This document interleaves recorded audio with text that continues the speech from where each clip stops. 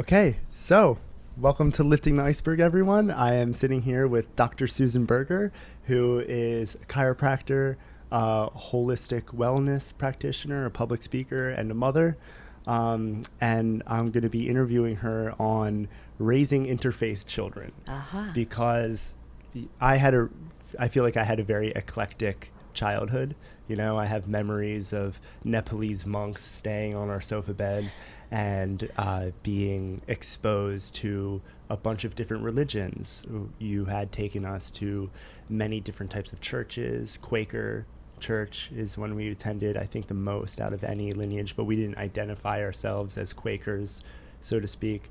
And I just wanted to interview you and talk to you about what your philosophy was as we were growing up around exposing us, your children, to different religions and different philosophies, because a lot of kids grow up with only having one religion kind of pressed upon them.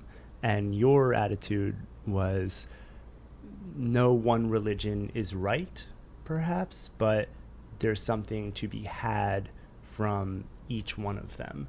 So what was your why did you go so far out of your way to expose your kids to all these different religions? Or tell me more about like what exactly you had us do when we were kids. Okay. Well, first of all, it's an honor to be here with you on your podcast, Tyler. I'll go back a little bit to when I was a kid. I was raised very loosely Presbyterian. Mm-hmm. And at some point when I was like 12, I remember there was some kind of fallout my dad had with the church because of what they were doing in terms of building a church, because we had been meeting in the basement of a Mennonite church. So then I didn't have a strong religious background from there. So I did a lot of searching, and somehow innately for me, I never understood some of what I saw in other religions. For example, my best friend through high school was from a big Catholic family. And if I stayed overnight at her house, say a Saturday night, off I went to Mass with them the next day. And to me, they'd be reading, sounding very bored as they read. And one of her brothers would run in at the back, kind of stand there for a few minutes and leave. And I'd say to my friend, she goes, well, that's so he doesn't go to hell because he can say he attended Mass. Wow. And then confession was, I might be exaggerating a little bit. This is memory from high school, right? But then confession, I would ask her. Like sometimes the other kids would say, well, I had to make something up. They didn't know how they sinned, but they had to say something. Like, this is ridiculous. Yeah. Because we're all sinners. Like, you come in with guilt and sin. Wow. Well, then you're behind the game the minute you enter life, right? That's like how police have quotas. Like, how is crime supposed to go down if police have to arrest a certain amount of people per month? It's the same thing. Like, how are you supposed to grow into someone who doesn't sin if you have to sin every month? That's interesting. Or right. So you were seeing these things with the church that just didn't make sense, really. Well, and I'm just using that as one example. Yeah. Right. So as I got older, I also think part of it is I had a very strong connection with nature, and I loved animals. And I might have told you this story. My parents would like kind of not be able to find me, and I was pretty little, and if it was raining they'd find me outside picking all the worms off the driveway, because I knew that when the sun came out they'd all get crispy and they'd die, or somebody would run them over. So I would go out and I'd be just throwing the worms into the grass because I wanted to help them, right? And I wasn't afraid of worms, so I wasn't afraid of mice, things like that. So I think that connection also was something that I was kind of innately born with and felt strongly. So as time went on, I began my own search, even through college, when I would live different places when I was away from home. And at one point, out in Western Pennsylvania, when I was going to Indiana University of Pennsylvania, it was well before my chiropractic days, I went through two different churches to try them out. They were mostly Christian types of churches, right? A Methodist and a Lutheran and a Presbyterian. I already been in some Catholic churches. And I would ask questions, and usually there weren't answers.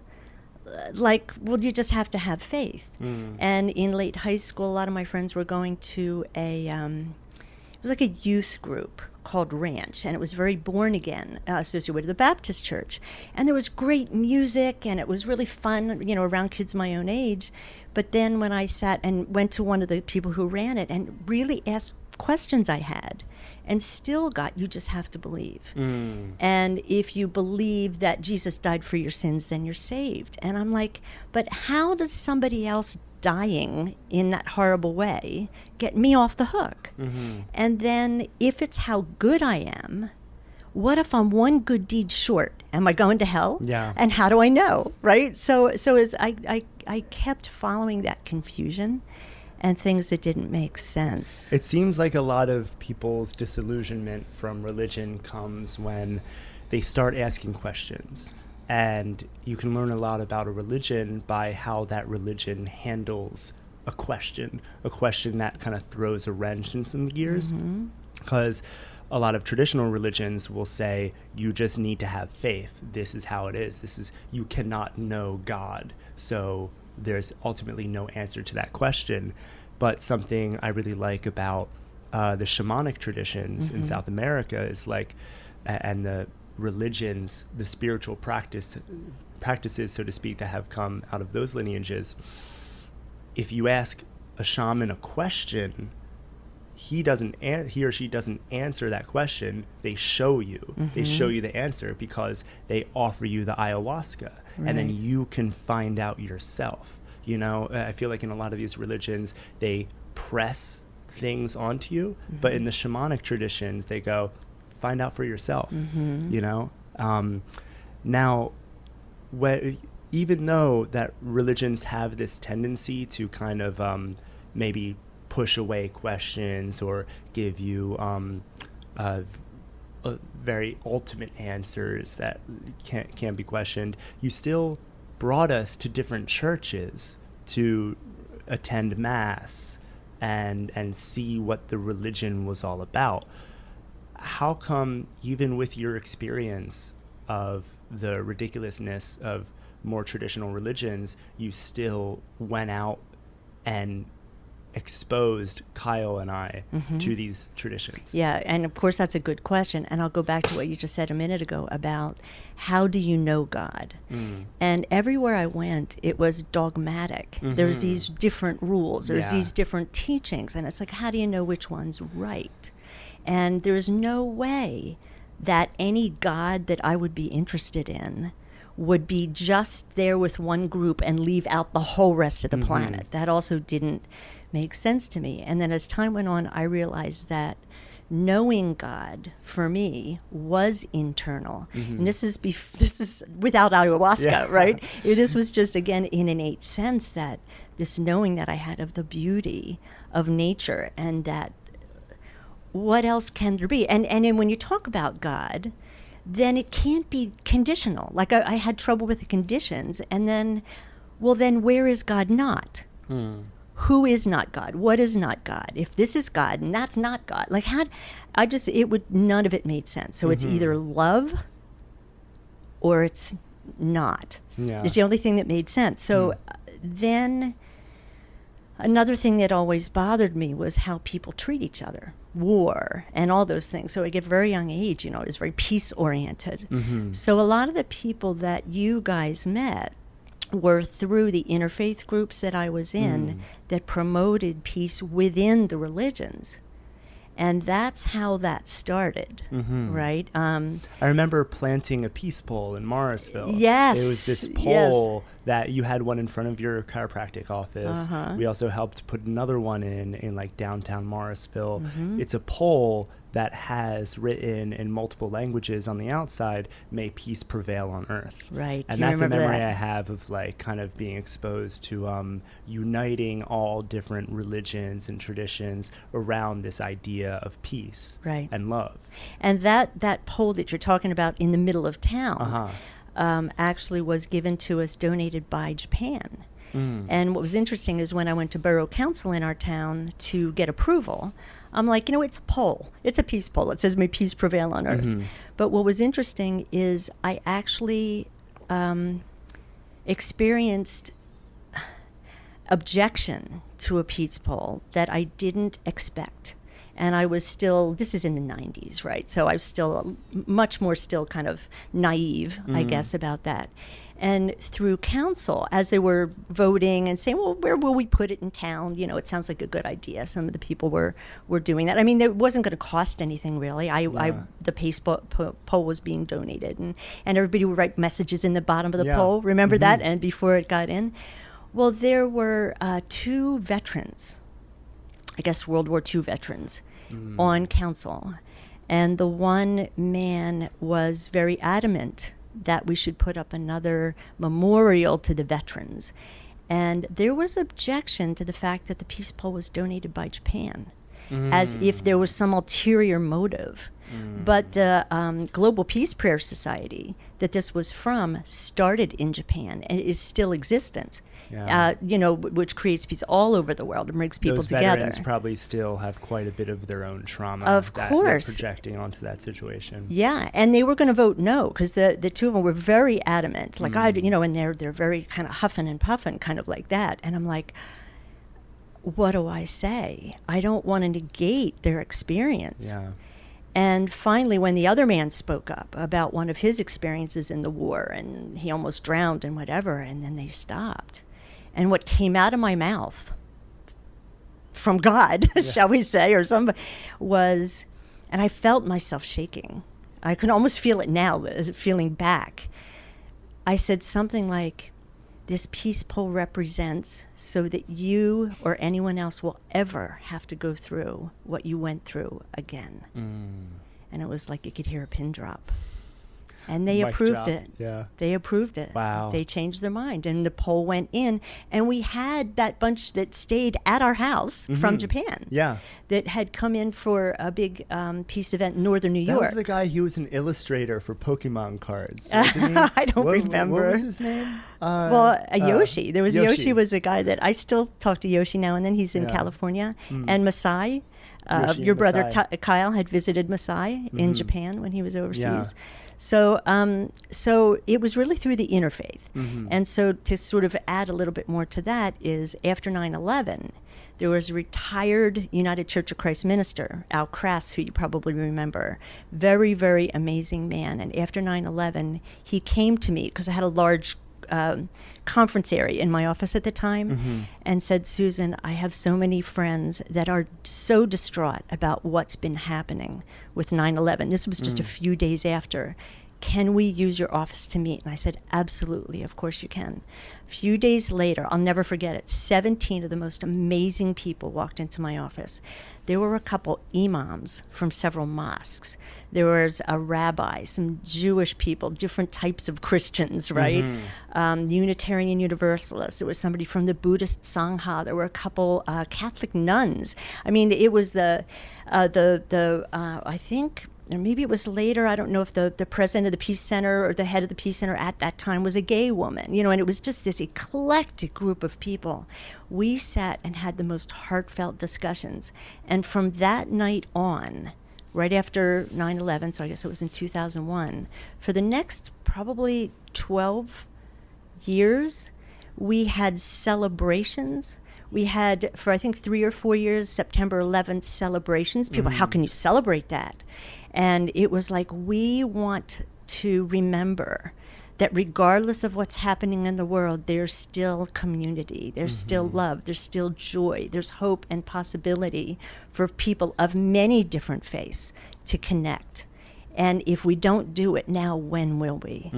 And that's what I wanted you guys to be around. I don't know if you remember the one time we had a celebration down by the water, but at the boat ramp. And it was all about water and the connection we all had to water. There were some candles, but there were, there were speakers, there was music. A whole bunch of people showed up. There was a couple van loads of folding chairs people brought in. You may not remember, but it was just so amazing and heartfelt. And what was different is that we heard that at a local high school, there was another interfaith event.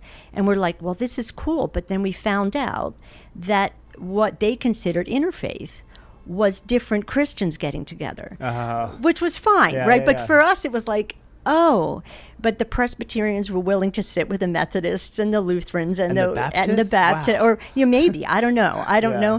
but it was such an amazing group, and so we represented a very diverse group. And in fact, some years after that, I think it was 2008, 20 of us actually went to Israel and Palestine as a compassionate listening delegation. And we came back and did, I think, between us all, about 175 talks in the area, different organizations and libraries and stuff. And what was funny, and then I'll stop, and let you ask your next question, that I was a contact person, and I have somebody email and say, well, we're from the such and such library. We'd love to have a group of you speak. And it was like getting donuts at Dunkin' Donuts. And could we have a Christian and Muslim and a Jew? Yeah. It was like, well, sure. And I considered myself unaffiliated. Like most people would assume I'd be identified as like Christian, which I don't, but so I was just kind of an unaffiliated. How do you put a label around what you are? What I am. Yeah. I don't like to label myself, but I would say that as I've learned more about the different religions, and as you said, we went to different churches. We were in Muslim mosques, right? We were in Jewish temples for some of these celebrations that you were experiencing, all these people all together, celebrating and being together. And it still, for me, is beneath the dogma that feels so skewed that under every religion is the innate need and want for human beings to be and feel the connection with God, which, to me, that's another thing. It's never this man, like that's like people said, Santa Claus up in the sky that you might get your wish, you might not. I mean, it's kind of like this overarching divine intelligence in and within all things that we're a part of. It's the only thing that feels right to me. Yeah. And I think even in my profession, when I put my hands on somebody, when I work with the energy, when I work with just everything I feel within myself and in the world and in human beings. And now quantum physics and science is also bringing in, a lot of explanation of some of these things, but I won't go off that direction. It can't be any other way for me. And that's why I don't affiliate with a particular dogma. I don't want it to cloud what I feel is a clear clarity of connection So, I mean, there's not a religion that would say that you had to take all those worms off the driveway and throw them into the lawn. It was just this innate sense of love for all things coming from within you that motivated you to like kind of save all those worms that you had mentioned earlier. And that kind of exists in all of us, that compassion, absolutely. that biophilia. It's not just me, right? I think it just gets beat out of us. It gets taught out of us. The world takes its toll. And then a lot of us then spend our later years trying to find ourselves again. Find our heart, find our relationship with and that's something is. I think I'm pretty grateful for, is that I didn't have a religion pressed upon me as a child that I then had to kind of like break out of. Like I kind of from the get-go was not conditioned by any particular belief system, and I feel like that really allowed me to look at all belief systems like kind of from this third person bird's eye view. And that's been really helpful for me, because in a way I treat religion like a buffet. I go up and I see all the food, but I take what I want and I leave the rest. And my next question is, how did you trust Kyle and I to pick the right things? Because I have this memory of, we would go to Barnes and Noble and the bookstore, and you would sometimes like let us get a book or two, and I wanted to get a book on magic and spells, because I was getting really into that. I was getting very into like occult rituals and magic, and you didn't let me get that book, and you said, I think your reasoning was like you didn't want me to like mess around with that stuff without like knowing enough, or you just thought it was somehow like I think I ended up buying it with my own money. Like that was the thing. I Right. think you just said that you weren't going to buy that for me. And I don't think, and then I bought it myself. I don't think you ever walked in on me making a pentagram and like sacrificing a bunny or anything. I wasn't that kind of That I magic might be a I little was doing. upset about. Yeah, Like- yeah. like- But you seemed like open when I was exploring all these different religions. But when it came to magic and occult practices, you expressed pretty much that only that I should be very cautious about approaching that stuff. Mm-hmm. Do you remember that? Very, very vaguely. So Yeah. it's not a real clear memory. And I wouldn't have remembered it had you not just brought it up. Yeah. All I can say is if I imagine what I might have been thinking back then, is to expose you to things is one thing. But also, I think if I saw either of you getting very dogmatically into anything, that I would kind of bring you back to center and say, keep an open mind. And I think, I don't know how old you were then too, but I was like 11. yeah, if it felt like you were a little too young for that, because I wouldn't have trouble with like magic per se, but if it was something Sorcery. that might have been a little bit darker, Yeah. that Which I believe it was. that it's later on when you're older Yeah. and had more ability to really take in and be conscious about what you're reading about and learning about. It's not like I wanted to keep you from anything, but sometimes, when you're a parent, it just, Yeah. stay You just had open. to trust us to be mature enough to kind of have our own discernment when it comes to these things. Exactly. Because, Right. I mean, who knows what magic is? Right. Who knows? I think life is magical. Yeah, but It's like, but there's two ways to go with it, perhaps. yeah, there's And different definitions. If you play with fire, you're going to get burnt, as they say. And I also want to say, a caveat from a few minutes ago, is that I'm not judging people who adhere to a religion. Some, like when I went to the first mosque built in Philadelphia last year, I was honored to be invited to that. And they were so excited. And in the mosque, it's the Ahmadiyya Mosque, there were signs, and this is their statement or whatever you'd call it, is love for all, hatred for none.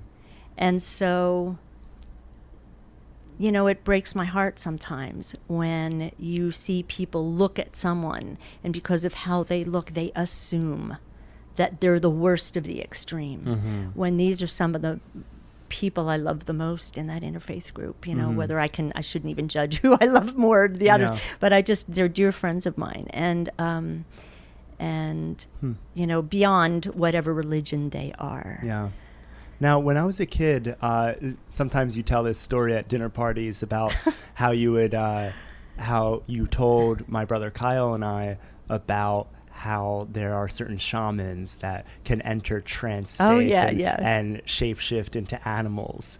And what was the difference between how I responded to that and how Kyle responded to that? Yeah, you guys this and that's it. This is great to bring up, because here's the two of you raised both with the same mom. Both with the same mom. But it really speaks... But what was our attitude? Well, it speaks to how different we can all be. So we can't expect other people's journey to be like ours, like the way you two are. Everybody kind of grows up the way they grow up.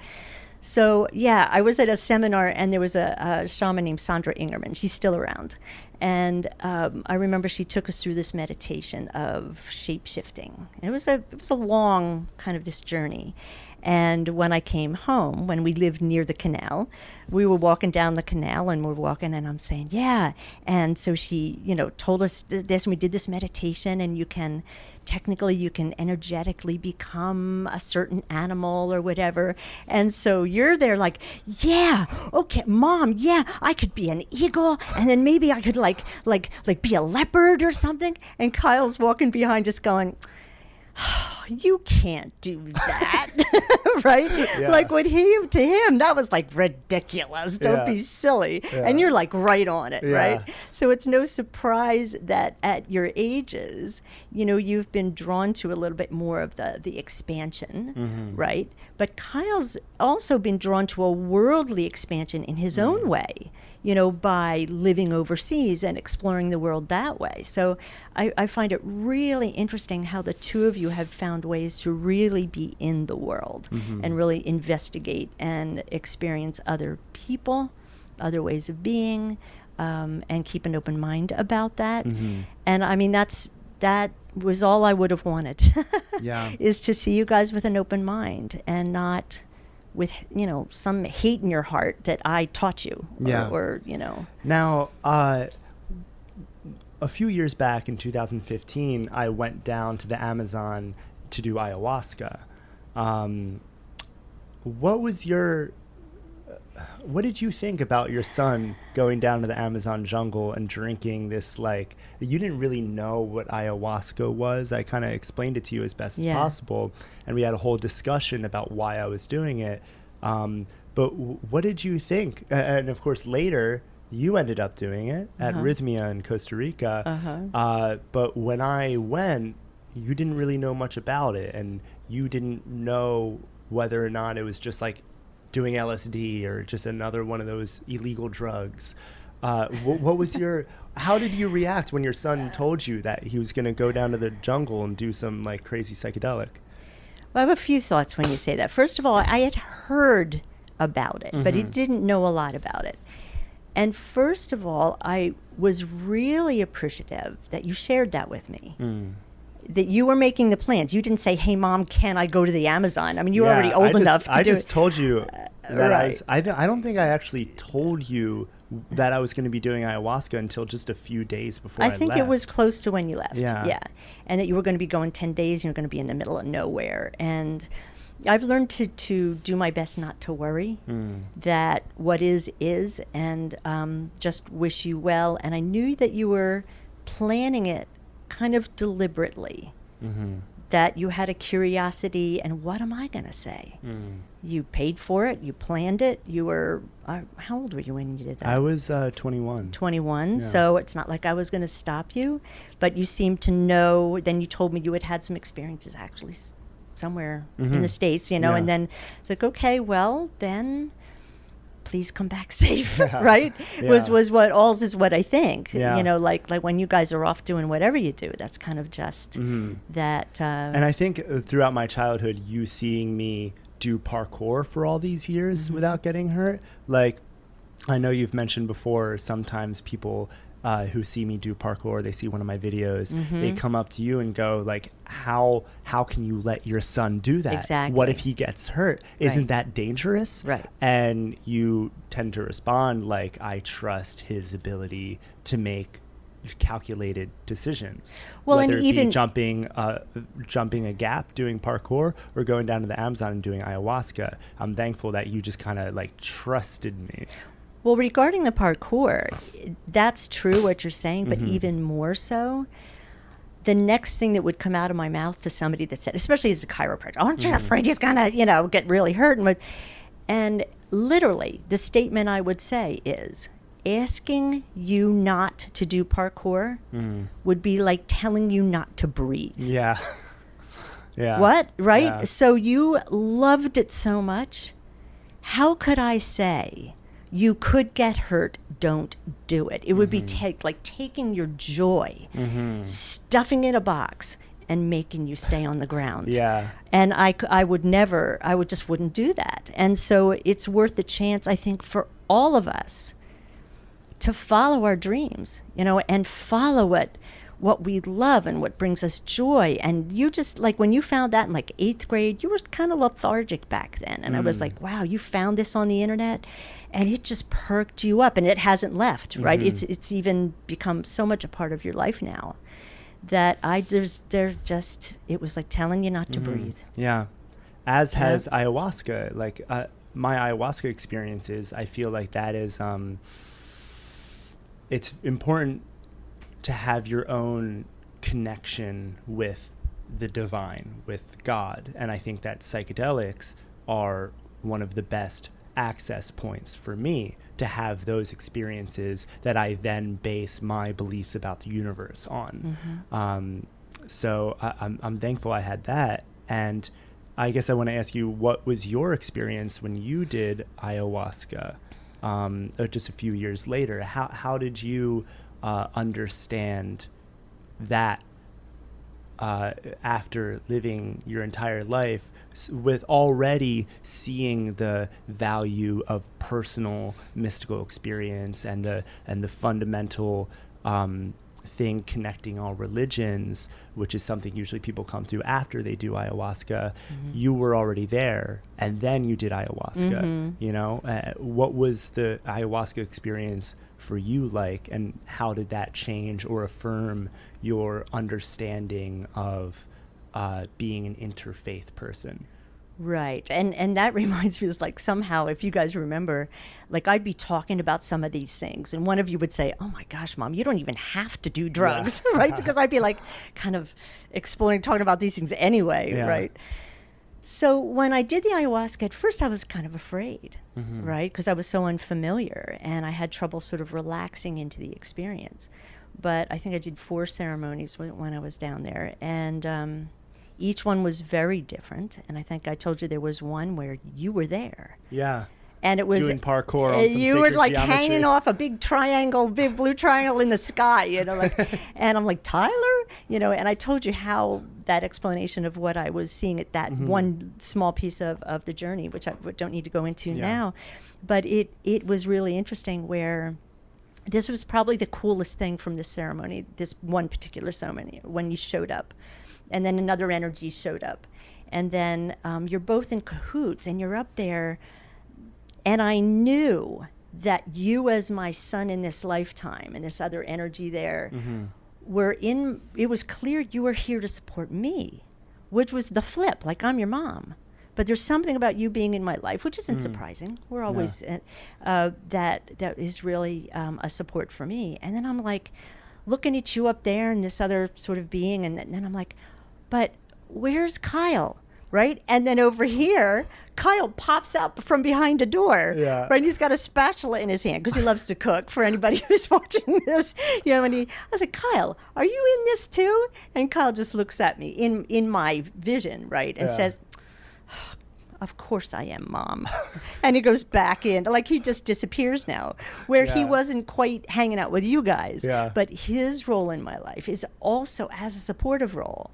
And that was like, oh, flip that around. That's really cool. So I'm your mom. You guys are here for whatever is the divinely whatever. I don't even know. Yeah. But and I remember you saying that during one of your experiences, you felt like you had gone to a space where you retrieved something that I had left there when I had entered that space. Yeah. What I felt was, what I retrieved was my connection with you. It was like that.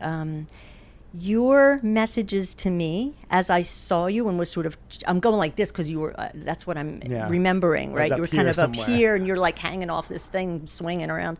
And it was literally as if the messages you were giving me were there, as if maybe in the Amazon, when you had your journey, you left them at that vibrational level. And it was only in my journey, when I was at a different vibration, that I could meet you and get that message. I don't know why, but that's what struck me. That in our everyday concrete life, that may not have been as clear. Maybe it would have gotten through some other way. But just in that journey, it was just like, you know, okay, we're meeting here. And I left this message. And when I said that to you, you didn't remember anything, nor did I expect you to. But somehow it just felt like that was where we met. And I picked up your message. That's something like, if you look at all religions as a lens to the divine, you know, ayahuasca really shows you that there is this other place, this other divine place that all religions are just kind of lenses towards. Like, there's that metaphor, I think I've told you before, the bees on stained glass. This is a metaphor that Adam Scott used in a book called God's Debris. It's like there's a church, and there's a bright white light in the center of the church that represents the core divine energy of the universe. And then there are all these stained glass windows on the outside of the church. Right. And we are all each just a bee on a piece of stained glass on the outside of the church looking into that divine light. And it has a filter. I mean, you might be on a red piece of stained glass. I might be on a green piece of stained glass. So we see through it So we through a see different through it filter. through a different filter, but we're all looking at the same light. And I think that's what ayahuasca really showed me, and that's what ayahuasca taught me about religions, is that they are all looking at this thing that is there, that you can have access to. It's just you need to choose your modality to access that. So with that, then what I'm feeling now at this point in my life is that we don't have to get access to it. We just have to remember it. It's not, we're not separate from that. Ourselves. It isn't outside ourselves. We are part of that already. We just forget. And I feel like for me, what's important is for me, even without the effects of ayahuasca, how can I live every day of my life embodied, which I might describe as in my vertical core, which is connected to God, to divine intelligence, to source, and live as a human in that vibration of connection and love. That for me is my goal. And in meditation and things like that, sometimes I feel like I can feel that more in my daily life. And I don't have to find it. I just have to allow that feeling to connect to that wholeness, because it's already there. Wow. Yeah. Yeah, and well, thank you for raising me in such a way where I feel like I can embody that without needing to release shackles of any kind of conditioning from a religion that was pressed upon me. You know, I feel like it's easier to embody that source light when there's no mud on the light bulb, so to speak, which I think sometimes religion, it's like dirt on a otherwise like bright light bulb, and you just kind of have to wipe it off to reveal the true kind of organic essence that you can embody.